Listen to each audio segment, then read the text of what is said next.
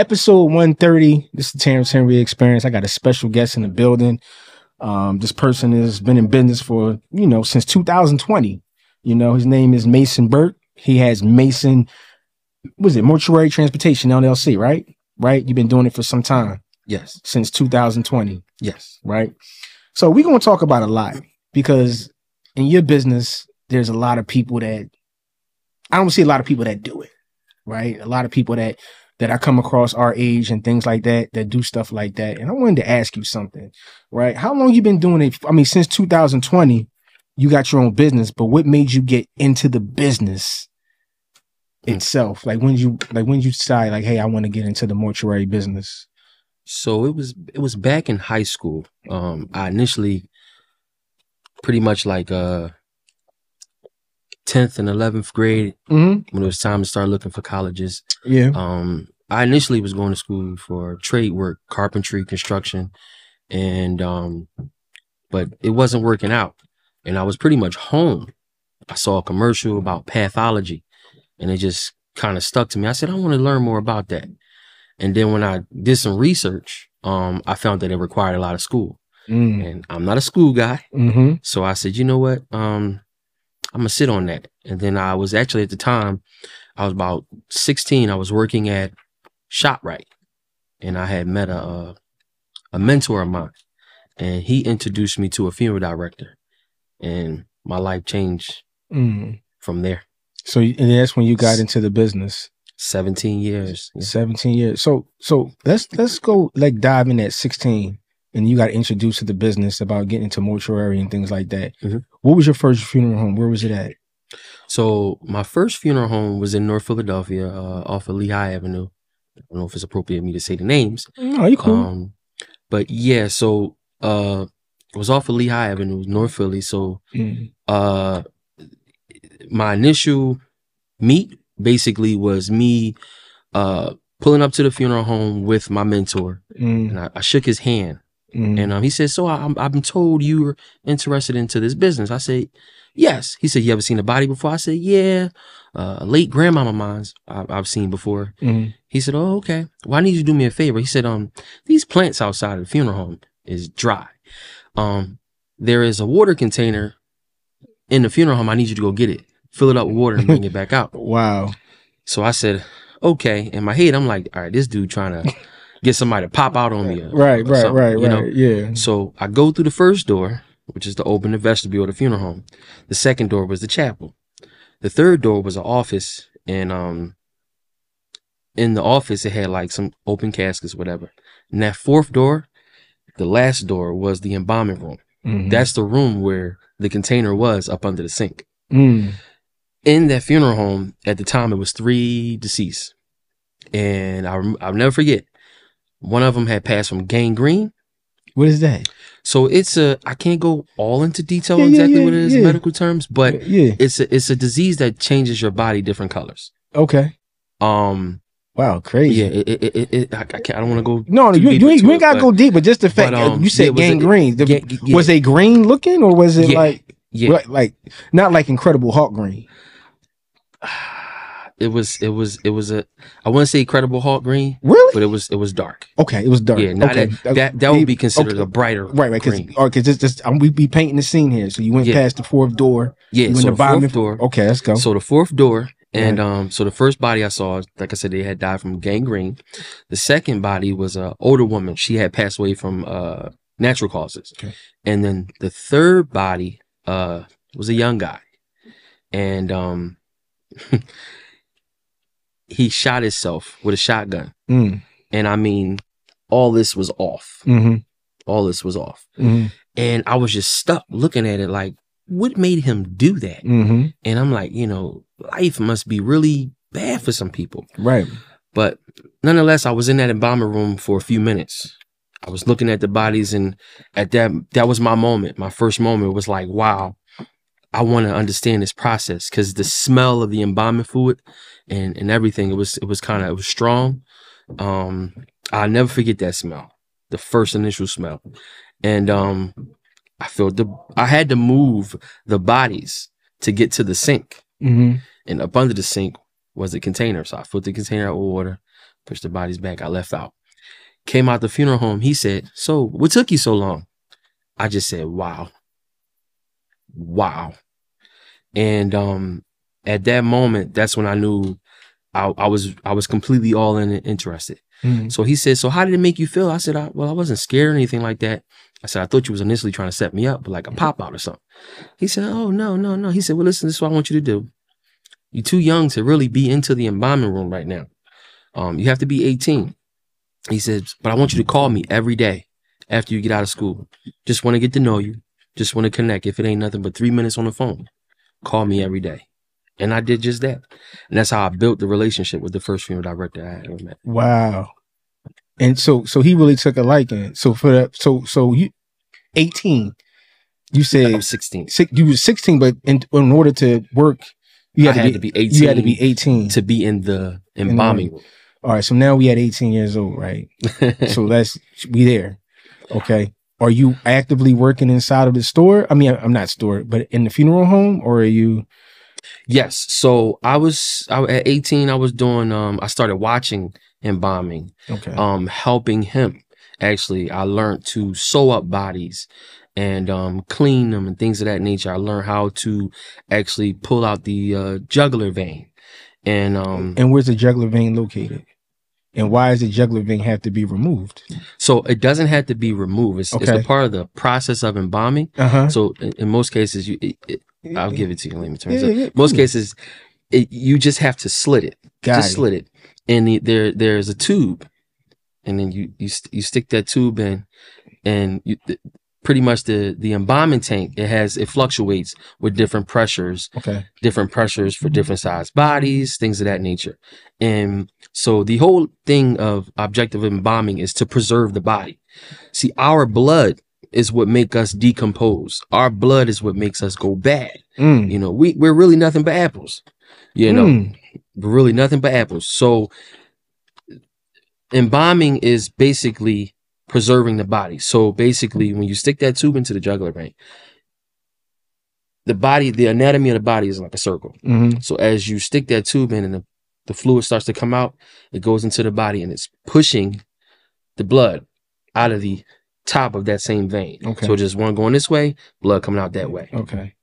Wow. And that's pretty much how embalming goes. But there's different things involved with embalming depending on the situation, as far as like medical examiners cases, things that like that, people that are split as a Y incision, and you have gift of life patients. They are the worst. Gift of life? Yes. So when you say gift of life, what is, like, run me down, what's the gift of life? What's like, gift of life is basically it's an organization, and I'm sure you know who this is. You go to the driver's license center, they ask you want to be an organ donor? Oh yeah, definitely. That's what gift of life is. Oh, I tell them no.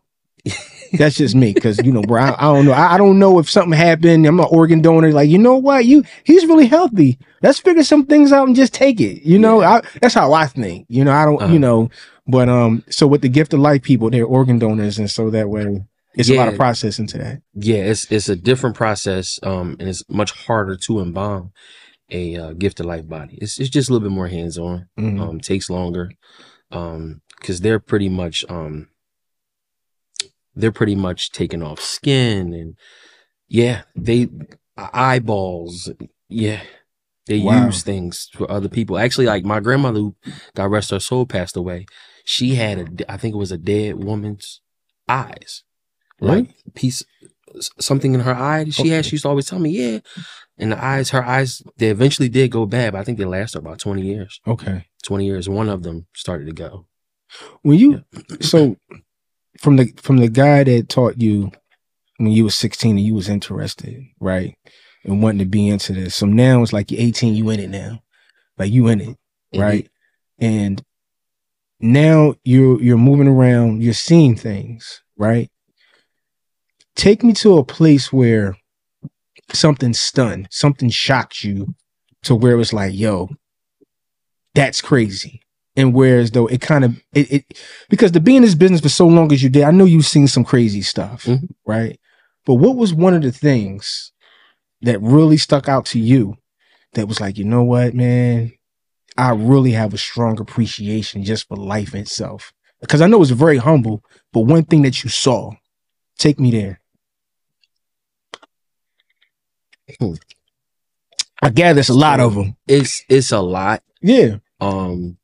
Just one of them, because I know, because what you did, remember what you dealing with is a lot, like you on a regular basis. So let's start here. Okay. One of the things that I haven't gotten used to is babies. Got you.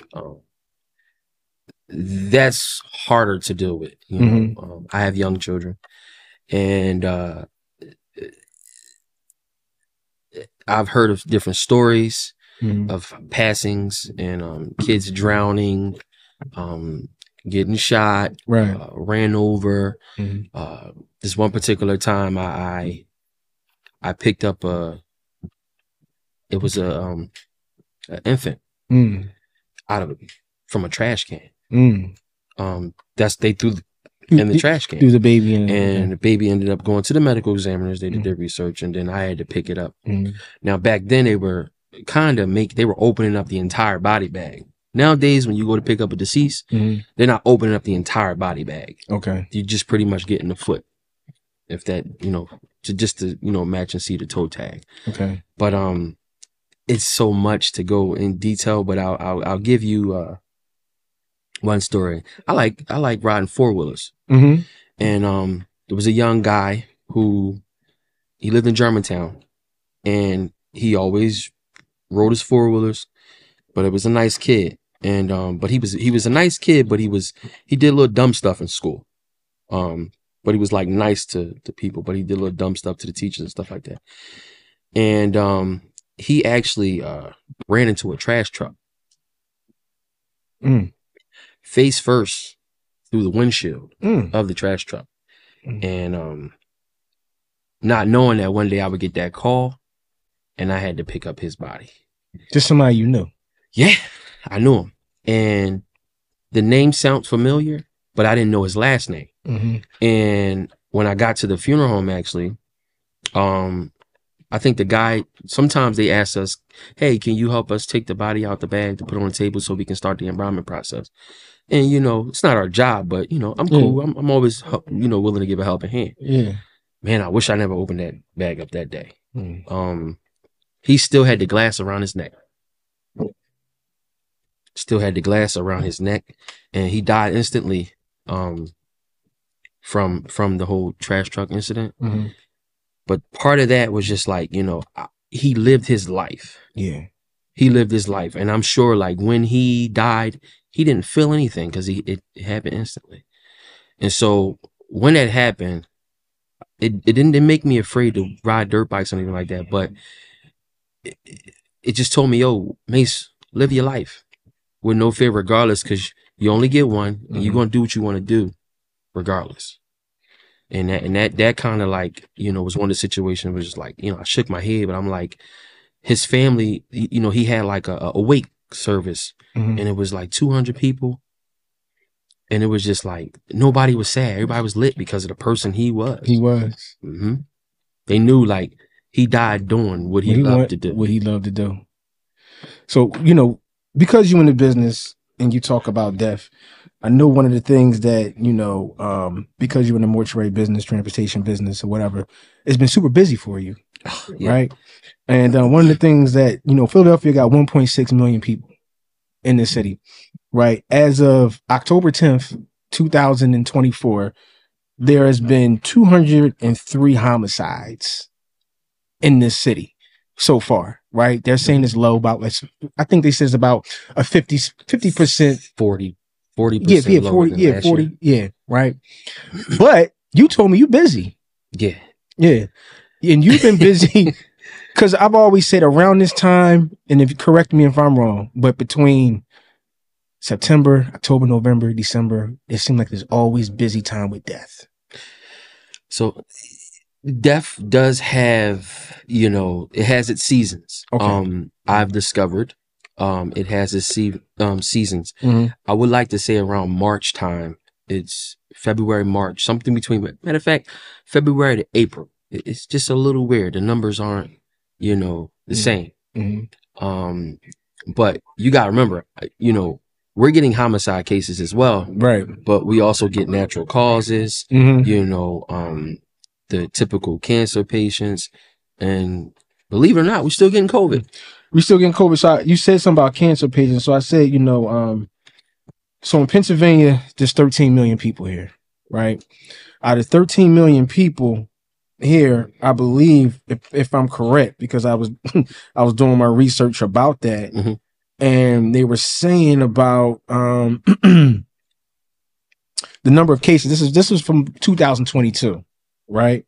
The number of cases. I think it was like 2021 with cancer patients, and I think around that time, 2021, there were new cases of cancer was 77,139 cancer patients in the state of Pennsylvania, right? Which is very interesting because when you think about, and that's by PA.gov, by the way, where I got all the information at. So people are like, where did he get his information from?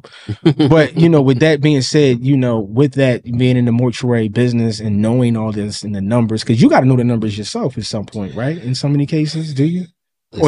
Or is it like you see it so much you lost count because you have to account for everything at some time, do you? So I have to account for the deceased name that we picked it up, the date, the location we picked it up, and the individual who gave us permission to pick it up. Okay. On top of that, with the funeral. As far as how they die, why they die, okay.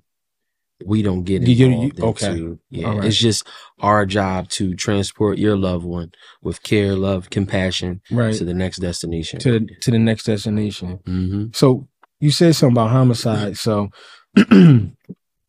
also, so African Americans, right? Fatal. Right, alone. Oh yeah, 143. As of I told you those dates. 143 Caucasians. You want to guess how many people have been fatal since this year? Caucasians, take a guess. And we're talking about just victims of, I would say, I would believe gunshot wounds or just guns. Period. But just alone, we had 143 for African Americans, but as of then, whites are at 6. Only 9 fatal was only 35. Right? Hispanics are 30. The 9 of that is I believe it's 95. Yeah, non-fatal. Asians are, which is crazy, fatal 2, non-fatal 4. Yeah. So you think about the areas of death and where it comes from, we're always at the top, which is still a significant issue. This is true. And for the Asians, was that homicide or was that just fatal? Just homicide, any type of homicide thing of any murder, not just shooting, but whatever. But we're just talking about homicide, right? Okay. Because some of them, I think we're at 180 something shootings so far, and those numbers still seem too low to me. Because of what you say. That's why I'm saying I'm bringing up. Yeah. It seems a little low. Not that I'm against what you're saying. Right. And some things just aren't updated. Right. Right. This is just as of October 10th. Okay. January 1st of 2024 to October 10th of 2024. Okay. These numbers was, up there and updated from PA.gov. But yet and still these numbers, you think about it. No, this is what? Today's what? The Sunday? So we're way past Sunday that. the 13th. Yeah. So at 13, we're assuming that these numbers went up. And we're talking about, we do have an issue because of black men getting killed. We're still the high priority. And you see it on a regular basis, on an everyday basis as that. And that being said, like when you're transporting these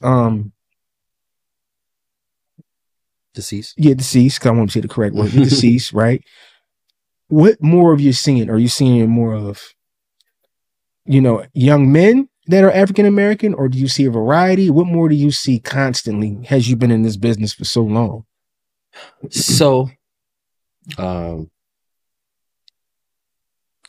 it's I would have to split it up into sections because we have house calls. Now, typically, your average house call, person may die and they were on hospice care. So that would be by a sickness or, you know. Then you have, as far as the fatal, the homicides, those are all medical examiner's cases, right?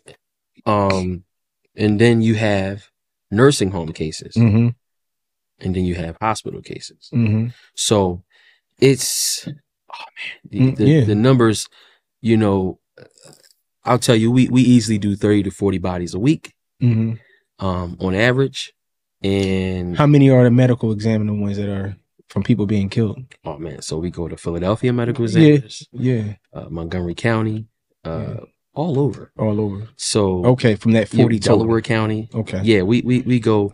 So how many of those are? I would have to take an estimated guess, because we basically at the medical examiners every day. Just depends on which one, but we're there basically every day. I think they fickle in the numbers. You know, for me, thinking about it in this pivotal time, with politics and stuff like that, because you're there, you actually are doing the work, you know, and from you doing this courageous work that you're doing, then they're asking the people that actually do it. You know, they're like, oh, we're down. Yeah, no, you're not. You know, they can fickle. Like I say, these numbers are fickle and they can still trickle all the way up because we're still not out of the year. Right. So, like you said, I'm always at the medical examiner's office. Always. And you know, I have some colleagues, couple young guys in the business as well as me, and we speak, and I say, hey, you know, how y'all making out today? You know, we just bust it up. And both of the guys that I know, typically, they're always down at the medical examiners too. So if I've had 4 house calls and 2 hospital jobs, they might be like, yo, I had 3 down at the ME. I'm like, wow, you know. But yeah, it's in one day we did 6 cases alone from Philadelphia medical examiners. So let me ask you something, Mason. So you've been doing this.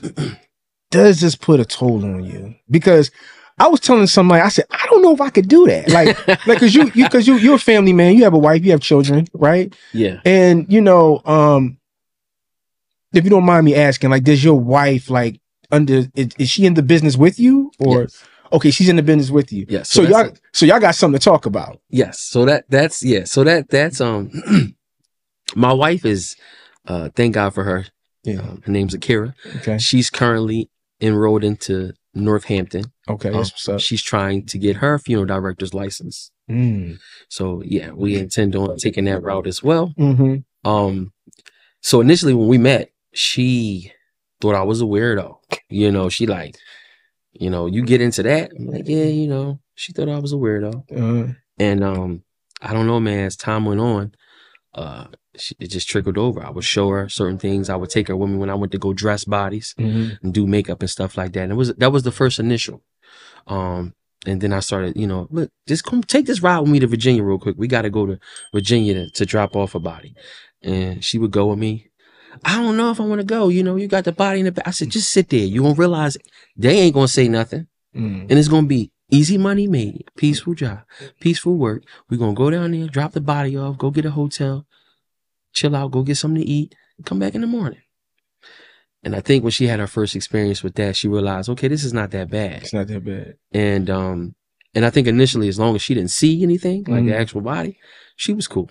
So let me ask you that. You said that it's peaceful, it's quiet, right? When the body. So I was looking at something, so that I want to ask you this. So which organ dies the last after death? Do you know? I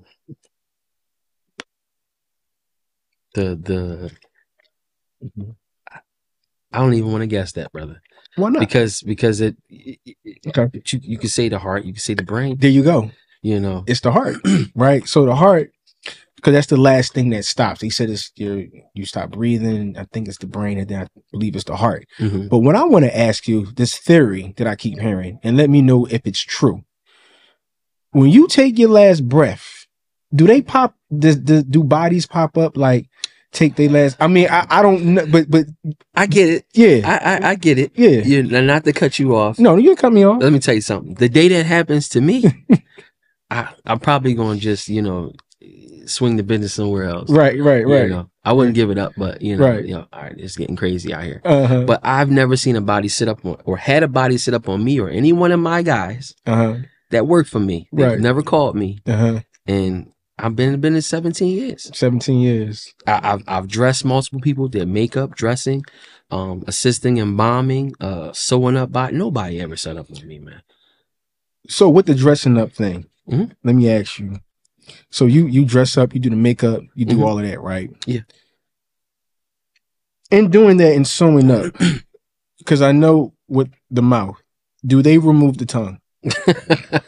No. Okay, they don't do that. Okay. No. I gotta ask, because people listen, you'll be surprised. People want to sit here asking me questions because some people may want to get into this or whatever the case may be. So I've only heard, and you might get this once a year, maybe. If that, maybe one every 3 years. Where a funeral director might get a patient who there's a medication out here that it hasn't been discovered yet, but I know people have had problems with it. Actually, my godmother, she has had a problem with it too. Somewhere along the lines of blood pressure, diabetes, or whatever. It's a medication that's not mixing, it's causing people's tongue to swell up. Okay. And if you can't get that swelling down, and the tongue is way out, you can't lay somebody grandmother out in a casket with their tongue out their mouth. Got you. So if you can't get the tongue back in, they have to cut it. Yeah. Okay. But those things are went over and talked about with the families, right? So it's no cruelty to the deceased. So one of the things because I got, man, trust me, I'm here, man. Yeah. So I think one of the things that I wanted to ask you in regards, so when the body is being there for a couple of days, right? Do the nails and hair, the nail follicles hair, do they grow long as they go on? Is that a thing that happens with that? So nothing that I have been able to pay attention to. Yeah. I think those things don't directly die out. Okay. So I can't give you facts. I can give you my opinions to a certain extent, and it depending on the embalmer. Okay. How they may preserve the body. You may hair. You may see some few extra hairs and stuff like that. And as we get in diving into all of this, and one of the reasons why I did want to bring you on, is because we in that Halloween era, whatever, and I've always said, it's always good to have a good scare, appreciate the things that you have and as life move forward, because as you get older, you start realizing a lot. Right. So I definitely did want to bring this to light because like you said, you saw infants, you saw somebody you knew, in this, and you've been doing this for 17 years. But one of the things I want to ask you, of the 17 years, what is Mason Mortuary looking like in the next 5 years, 10 years from now? Knowing your wife is getting her license and stuff like that, where do you see yourself at with this? Branching off. And actually, man, I'm trying to currently right now trying to figure out a way to be a part of this city, in which basically if a disaster happens and they need someone to come and gather all the corpse, I would like to be a part of that. We currently we represent for about 18 different funeral homes and 4 different hospitals in the city. Wow, that's dope. So I want to double those numbers. I want more hospitals than funeral homes. Different contracts with basically autopsy,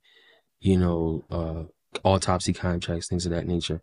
But just to be a service, man. I want to go to school to be a pilot, and to get my pilot license, buy a plane, and I want to be able to transport the bodies via air. That's dope. Do they do that? I mean, they do. So from Delta, Southwest, American, they're all doing it. But again, I would like to basically buy a plane. I'm gonna see how it works. I'm sure some clearances and license and things like that. Air Mason. They got a ring to it. Air Mason, service. That's dope. Yeah, I would, and for it to be more private. You better do that LLC now. You better get that name now. Maybe somebody gonna come and take it. I'm trying to tell listen, you. man, I know. Patent it. It's a fast world. Yeah. It's a fast world. But, Tell me about it. Yeah, Delta, Southwest American, they provide those services now at a rate. Mm-hmm. But I figured if it was more intimate, I think it'll work out. I feel like that because it'd be exclusive, right? Yeah. When you think about something like that, everybody wants their loved ones, like you said, to have a proper care and tender like the way they should be. So if you landed just to wherever their body may be, you can come and take care of it and fly out and have it and get it where you need to go. And then you can have other certified pilots to do it for you.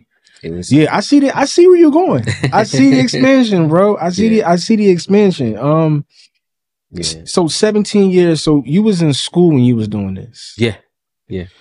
In high school. In high school. Did any of your classmates ever feel like, yo, bro, like, you all right today? Like, did they ever like think of like anything indifferent? I never told anyone. Really? Yeah.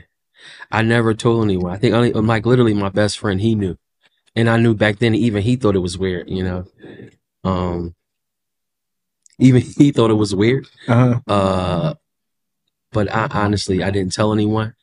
And it was one of those things I didn't want to be exposed, and I felt like people wouldn't be comfortable with me, man. Because I've had situations where I was sitting on a funeral home step. Years ago, I'm trying to holler at this chick. Yeah. And she on the phone. And I'm sitting on the step. Yeah. And she looked up, saw me, looked up at the awning of the funeral home. Oh my God. And just started running, man. So I was like, yo, this thing really scares people to a certain extent. I gotta be careful. And she started running, then darted down the street yelling like, hey, I ain't talking to you. You mess with them dead people. So I say all of that to say, man, like I've experienced some rude comments, but which one of them besides that? Like which one of the rude comments that you think that you feel like it was like super offensive? Like the fact that people won't shake my hand. That's not even a comment. Yo, what? That's silently, and I feel like it's you gonna not shake my hand because of what I do for a living. You know what I mean? That part it comes up a lot. Even still today, they be like, I ain't shaking his hand. I got family members who won't hug me. Like, you stay over there, Mace. How you doing? Yeah. But I'm sure because you're in that realm, you wash your hands, of course. Of course. So they're really just thinking of it like, and wear gloves. Wait, because it's a spiritual thing they think of or something? So that's one of the things I've had. When you talk about spiritual, I've had someone tell me that I had a lot of spirits around me. That was a little scary. Well, you do. And probably do. I mean, you probably do. Right. But, but the way this person put it was just like, oh, you need to be cleansed, yada, yada. And I'm like, well, wait a minute. I'm not taking these things home. But I stay prayed over. Right, there you go. And I keep my house is blessed. And, I keep a minister around, keep my pastor, and when we talk, and I'm pretty open. So, and I just try to work off of that versus what like people have to say, because it's not for everybody, It's funny when I hear people say that. I think if you do have a lot of spirits around you don't have to work in the morgue for that. You just have it could be anywhere. People can be spirits, souls. I believe personally, is my opinion. They're everywhere. It's not just around you. They could be around me, your ancestors. We all talked about it, so it doesn't matter. I think sometimes people just say things just because, like you said, you're in the business, whatever like that. Yeah. Being in that business that you in and like you've seen those things, it's funny. I don't know what movie I saw, but I think the guy was saying like all of them have a story. Every deceased person has a story before they go. You can look at it. Like, what was your story? I forgot what movie I saw. Oh, it was a movie with Will Smith. I don't know if you ever saw it. He was studying football players, their brains after they died. I forgot the name of it. You know what I'm saying? It's a really good movie. Okay. Shahai, you know the movie? Jai, you know the movie Will Smith played in when he was doing when he was studying people's heads or whatever with the football players. When people was getting CTE, and he was like, "What was your story?" Like he would work with them. Nobody, you don't know. All right, but anyway, it was a very interesting thing. I was watching this movie because the guy was really interesting. He was just like, "Yeah, what is your story?" Did you ever look at that, like people like that, and be like, "Yo, what is your story?" Yeah. Yeah. And you get told sometimes from the families or the directors, you know, it's a lot of sad stuff. It's some things it's just like, you know, hey, they was ready to go. You know, some people, they know when it's their time. You know, you got some of those souls that they just have that connection. I believe they had it before they left this earth. They had that connection, and they just like, you can smile. You can look at them and smile. Some people you can see like, yo, they had a hard life. And then some people, you know, hey, listen, and let me say this. Yeah. When it comes to a deceased body, there are a lot of things that can be messed up with this. But I want to put the men down to something. Okay.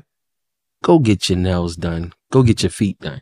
Because how many deceased do I see on a regular basis where it's like, yo, boy never got his toes done. Yeah. And, you know, or hands done. And it's like, you know, I have to stay well kept. Right. You know, just in general business. Right. But, you know, I know a lot of men, they feel like, oh, that's gay, or, you know, they'll feel like, you know, feel like that's, you know, feminine or whatever. Right. But, if you never get that done and you go your whole life, how your feet gonna look when you die? But then you got the people who say, oh, well, I'm dead. I ain't gonna know anyway. But it's like, kind of like on your way off, have yourself right. You know, make sure you're good when you in that casket, you know? We have to take care of ourselves at the end of the day. That's what I wanted to talk about. Yeah. We have to take care of ourselves mentally, spiritually, and emotionally. So one of the biggest cause of death in Pennsylvania I read was heart disease. It's one of the biggest ones that we have. And I guess the reason why, especially us as men, you know, with that, how we eat, not just men, women too. Yeah. How we eat, how we take care of ourselves, not only physically, just mentally, especially as we get older. That's what I said. Yeah. And a lot of people, you know, I kind of feel like they take it seriously and they don't, right? And it's weird. And it's like, we're not going to be young forever. We're just not. I think life for some people, it just gets out of the way. And I think a major thing in life is just whatever you do consistently. But we all have bad habits. We have bad habits. I just broke my first home. Congratulations. Thank you. Previous to, I was in the gym 3-4 days a week. Now I haven't gained any weight. I'm actually still losing. But the past 2 months, I haven't been to the gym. And I feel it now. I feel it. So I say that to say, being busy, sometimes we put our work ahead of us. Then you have your family. You know, I got meetings and things of that nature. Still trying to produce. And on top of that, having a wife. Man, I have a huge dog. You know, it's King Corso, right? Yeah, I have a King Corso, right? And he requires a lot of attention. I got to stay active for him. You know, so I think it's like the 8-8-8 rule. I don't know if you ever heard of that. No, break it down for people. I never heard of it, but yeah. So it's 24 hours in a day. 8-8-8. You want to get at least 8 hours of sleep. You want to work at least 8 hours on your job, and then the last 8 is either family time, personal time, you know, and your health, your wealth. If we can consistently break those things down, but then it's also health within your mind, because there's a lot of people who got the physical look, but they're not right up here. So that'll put you in the hospital. That'll have you with the high blood pressure. That'll have you stressed. We stress eat. You know, when you talk about diabetes and, you know, sugar, you know, with the diabetes and blood pressure, it runs in my family. So I'm fighting against it. And if we could just be more consistent in what we're doing and putting everything in place, having your hours for this, having your hours for that. But here's the problem. Then life hits and you got stuff happening like, you know, with your car, your kids ain't doing right in school, or, you know, the dog then pooped in the house, or, you know, it's things happen that's the mental part. Yeah, things happen and you But got to keep it rolling. Yeah, that's the life part, man. I think, you know, because we deal with so much, right? And when you're dealing with so much in between, like you said, the 8-day rule, you really have to take some time out for you, for yourself, so you can have be right for everybody else, right? And I tell people that all the time. Like, I get up every morning and work out, right? And when I work out, I get a sense of peace, because I want to wake up when everything's quiet. I need that for me. And when everybody's asleep, that's my time. I work out. I can read some things. My mind is much clearer. Those frequencies for me, I can visualize and manifest as much as I can. Right. You know, be positive towards the day, pray. I need that. That's my therapy. Whereas though people getting up at like, look, if I get up at 9, Mace, the day is gone for me. That is too late. Yeah. You know what I mean? 9 o'clock. I got to get up at least, I think the latest I'll get up is 6. You know what I mean? That's heavy. Yeah. Because you got to. You got to do that, because everybody's depending on you. Yeah. And that is a lot. So I tell people, when your birthday, vacation, go. Yeah. Even if it's for yourself, do something for you, because there's a lot, especially for you. I mean, what you dealing with, man. Yeah, I've you know, I still have I talk to someone. I have a counselor, and he was telling me that, and I kind of switched gears. I started going shopping for myself, you know, doing certain things for myself, spending that. I would say, hey, you know, call my wife. We going out to Texas Roadhouse. And all. There's been times I went in there and ate a steak by myself. Just have a peace of mind. Yeah. You know, that's definitely major. And I think for us as men, you know, as far as taking care of your priorities at home and things of that nature, we still have to, if we're not here, if we're no good for our families. We're no good for our children. You're right. So I think that's something really strong, and to keep you off of that stretcher. Listen, man, listen. Yeah. I know. I tell, man, I think I had a crazy awakening around my early 30s. Right? I was drinking heavy. You know, I was at the bar 3-4 times a week. I was gaining weight, man. I was, what, 208, 210, 215? I was like, man, I can't. I started, you know how you look yourself in the mirror and you like, wait a minute, man, this don't look right. So my homie introducing me, and there's a lot of people starting doing the intermittent fasting. So what I did was I started losing the weight, and he say, okay, now I'm down to 185, right? But now what I do with the 185, I monetize I do everything in moderation. So now it's like I don't drink as much. I may drink here and there. You know what I'm saying? Instead of, I may have a beer here and there, some wine. If I'm with my friends, I may get a little shot. But I ain't at the bar sipping away my sorrows. That will get you in a lot. I done seen people faces swell up. Yeah. They look crazy. I'm like, how old are you, man? I'm 25. You 25? And look like 50. And you know, we age different than the other color. Yo, we do. We do. We age different. So they look a lot older. I don't know what they ain't even got a drink. They ain't even got a drink. You know, it's crazy. You know, I tell because people say, yo, I still look young for my age. I'm 35. You look good, man. So thank you. And they were like, yo, man, you know what you do? I said, man, listen, just stay off the heavy drugs. That's it. Stay off the heavy drugs. Stay off the heavy drugs. You know. That's it. So you know, but yeah, I seen a lot around me, man. Do you think because you're in the business and you've seen all of that, that kind of transform you to like stay healthy and talk to somebody and things like that because you're around it? Yes. I dare to be different. I've always been that person that, you know, just be different. Do what the average person does not want to do. Growing up, going to talk to somebody. Growing up, oh, you crazy. You know, That's how, you know, I can't say speak for everybody else, Right. but that's how it was put. Like if you have a shrink, you know, whatever you want to call them, you know, we're crazy, but we're not. It helps us. And I think on a if you dare to be better, that's one of the ways of working on yourself, being told about yourself.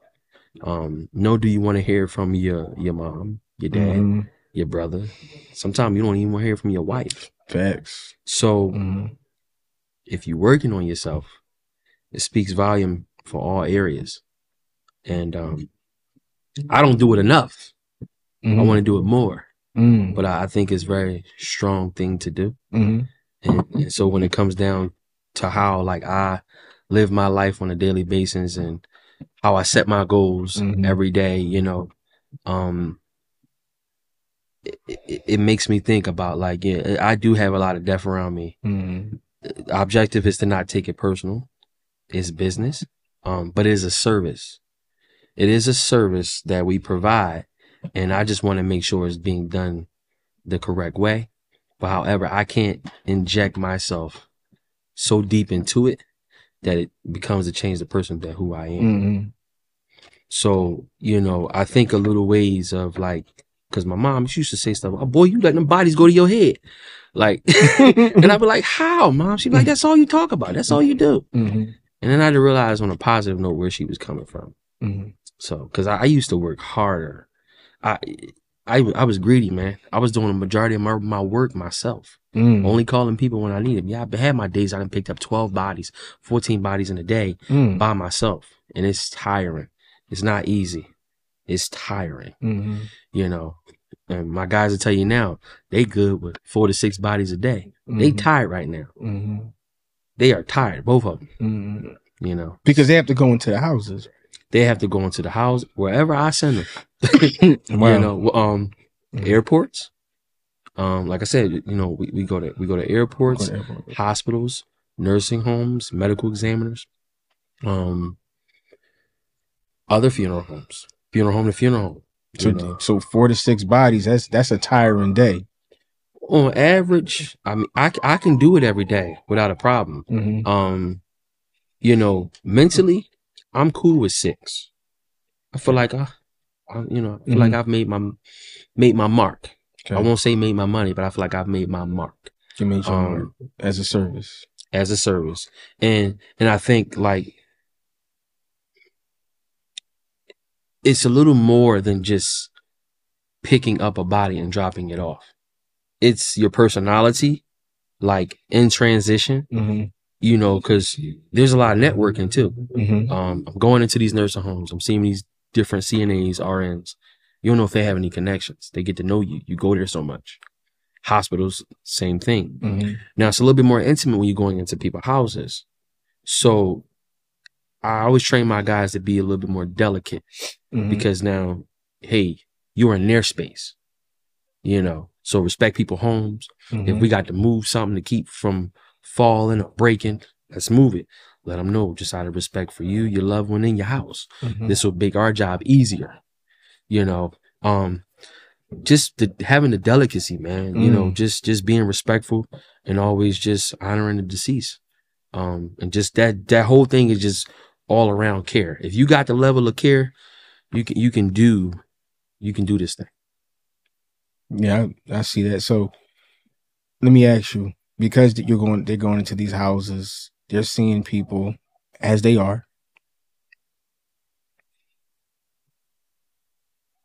Seeing that, and you picking up cool with 6, and you meet right, you know what I'm saying, and you meet the families, like you're seeing like every one that you go. Let's take the hospital out. Let's just go to the houses. You're going into like their space where people are.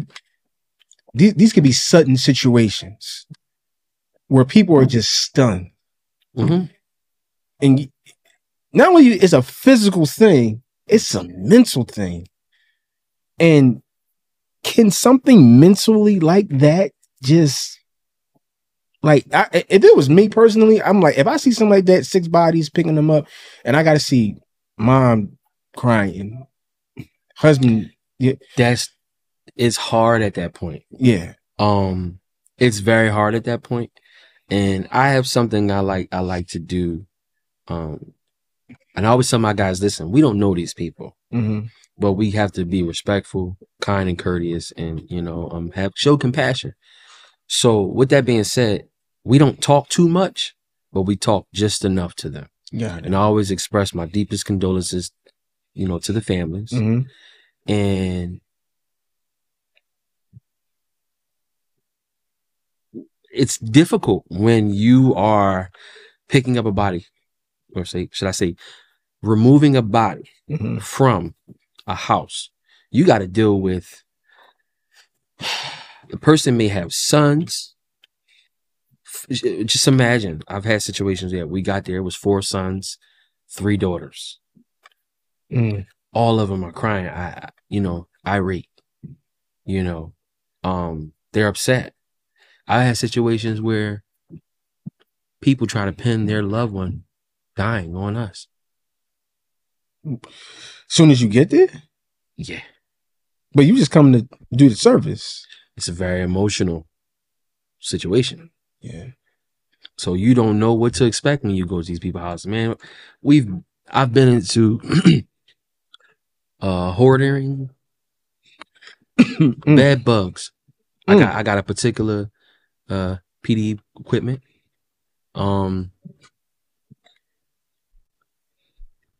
I've been in all types of listen, I've been in people's houses who didn't have lights on.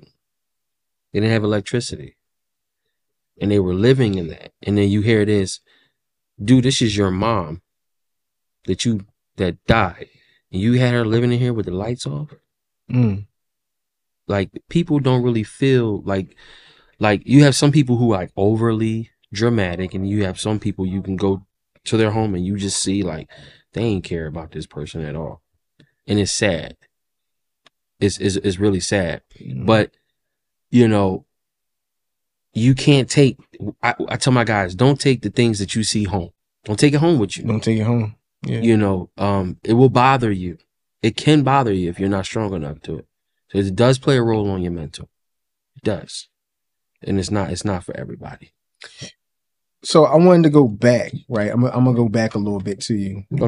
Okay, so we go back to 2020 when you started your own business. Like I was saying, that was the height of COVID. Height of COVID. That was the height of COVID.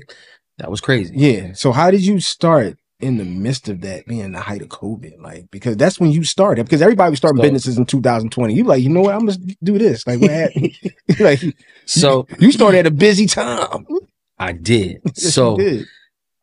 I got my LLC in July, but I was hustling in March. Gotcha. Got my LLC in July, and I caught all of that COVID.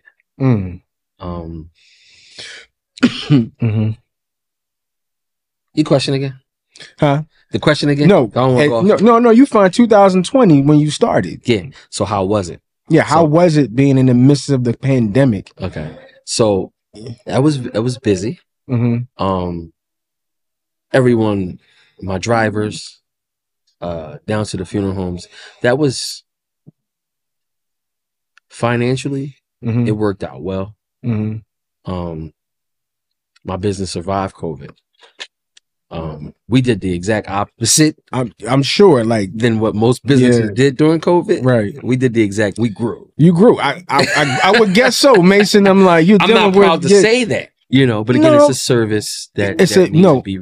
Let's be realistic, right? Death, you can't cheat death. It's part of what it. If it's growing business, is cool. Now you gotta understand, you did it at a time when it was needed. It's a service, so you're helping the community. So either way, don't look at it that way. But like, I did it at the height of that, and you already was experienced in that, right? So there's nothing wrong with that at all. Of saying that, yeah. I think we got through it. There were days, a lot of New York trips. There were days, where it was double runs, meaning we traveling, because each of my vehicles, they're equipped to carry 2 bodies comfortably. Okay. There have been times where during COVID, we didn't have stretchers. The people were getting cremated because the cremation rate was so high. Right. And they were like, a lot of the funeral homes was like, man, I don't want to catch COVID trying to embalm this body. Mm-hmm. So they were kind of like forcing or telling the families like, hey, listen, it's best you do a cremation. Mm-hmm. So instead of us picking up bodies on a stretcher, we would get to the funeral homes. They were already being boxes, taped up, plastic wrapped up. Wow. In the crematory, we went to 3 different ones. I won't say any names, but they required for the people to be wrapped up, boxed up, taped up. Wow. So that if, because it was airborne, so to speak. And it was a lot of transactions with that. It was one time I went to New York 3 times in one day. Back and forth from Philly to New York, or just because New York was getting hit. They were getting hit the most at the time, and they didn't have nowhere to store their storage. They were buying or renting refrigeration units. So some of those people, listen. Whatever crematories that was up in New York, they were so busy. They telling people, look, you might have to wait 2 weeks, 3 weeks, because they were behind. So they were burning a lot of bodies. So when you was up there, was it crazy? Did you see anything that was like, wow, this looked like something like this is like wow right now? Like this is. Oh yeah, it kind of like the news, man. And then being those that I had the proper paperwork to actually travel, because it was right around the time they shut everything down. Yeah. So I had the proper paperwork to travel. So New York was hit, but we were hit as well. Like just general hospitals. It's a lot of hospitals in this state, let alone the city. That's where we were all day, every day, tiring, because the way my business is structured. You could do 12, 8, 3, then out of nowhere. The longest time I didn't have any disease was for 3 days. Wow. It was crazy. So you have one like every day, Monday through Sunday, you busy. Right now, you busy. Every day. Because before we talked, you was like, yeah, I was getting calls since 4 o'clock this morning, T. Yeah. So my guy, he right now currently he just he's in University of Pennsylvania dropping off one. So we work with a company called the CNDR, and they're basically like a brain donation program. Okay. So we pretty much do removals and then drop them off at the hospital. Got you. So that's right now, but we 24/7, man. It's nonstop. 24/7. So 24/7. I have this phone. Everything comes through this phone. So to reach, to reach you, what is your number? You can give it out here. I'll make sure it's plastered. So everybody, if anything, somebody needs services, because I feel like, a lot of people don't know what to do when these things happen. I remember I called you. For a situation. Yeah. Because they thought you can just call the ambulance, but no, you have to call mortuary, right? Right. So the proper protocol at the time of death, and each situation is different, but if they're at home, yes, you definitely want to call 911. Okay. They will send an ambulance out, or the police. They will clear it. If the situation looks like, okay, this was an older woman, she just got out of the hospital, she got breast cancer, or they'll be able to make phone calls to find out from the doctor right then and there. But if they see somebody, you come in the house and you're at the bottom of the step, and it look like you fell down that step, then we got to say, okay, well, was someone here? Did someone push her? Okay. So then at that point, they got to say, well, is the medical examiner going to get involved? Okay. And then they feel like, okay, well, they'll call the medical examiner. And before we come out, that deceased has to be released. Got you. By the medical examiner to the funeral director. And the funeral director will say, hey, the medical examiner, they released the jurisdiction. Okay. Meaning, okay, we can go pick their loved one up. Wow. And take them to the funeral home. Now, there's times I've gotten to these places and the MB said, no, y'all can't come. We taking his body. Wow. And at that point, that's when you get a dry run fee from me. Because you can't waste my time. Can't waste your time. Yeah, you got yeah. You know, we did half the work. Yeah. I want half the money. So where can people reach you at? What's the number you can provide here where people can reach you at? Pretty much it's 267 270 0087. It's Mason Mortuary Trans at Yahoo. Yeah, Yahoo. And that's the email. Yep, that's the email. Okay, great. Is there anything, good brother, that you want to say before we get out of here? Man, I appreciate you having me on your platform, man. Not a problem. Doing big things. Yeah, but this was dope, though. This was like probably one of the interesting ones doing this. So I really appreciate this one. This was really a good one. No problem, man. And I think just stop the violence, man. We're picking up a lot of unnecessary cases that probably could be avoided, man. And these young guys, they don't know, man. You're ruining your life over because of this dude said this, or you know, this chick said that. You know, I would like to see less violence. You know, yeah. You know, give me the natural causes. You know, yeah, the natural causes. But you saw the numbers I did, and you're just a number. You're just a number to the medical examiner. When you die, you're just a number, man. And it goes that by date. The number at the toe tag is it goes something like to the month, the date, and the year, and it's just like that as you come in, and the numbers just go up. Because I remember one year I got to the medical examiner. It was after New Year's, and they said I had picked up the first body of the year. Wow. So like I told you, like we had 203. And I'm sure after we talk, you know, that number is probably going to be a little bit more high. But the involvement, before I get out of here, the involvement of African Americans fatal is 143. The involvement itself, non-fatal and fatal, the total, 702. Whites are 41, Hispanics 112, Asians 6. And I'm talking about volume of violence in itself. So we have an issue that needs to be plagued, because when people say, oh, it's going down, it doesn't matter what's going down. People are still being active. Those non-fatal things lead up. And like you said, the month, the date, whatever. Just because you got out of now don't mean they're going to get into something later. So I'm glad we had this chance to talk. Mace, appreciate you, man. Halloween's coming up. Hopefully some people will take this insight and be a little bit scary about it. You know what I mean? In a good way. Yeah. And just take care of ourselves and be healthy, man. And that's all we can do. I always want to say this before I get out of here. If anything, I'm always going to tell everybody, make sure to love yourself. We out. Peace. Peace. All right.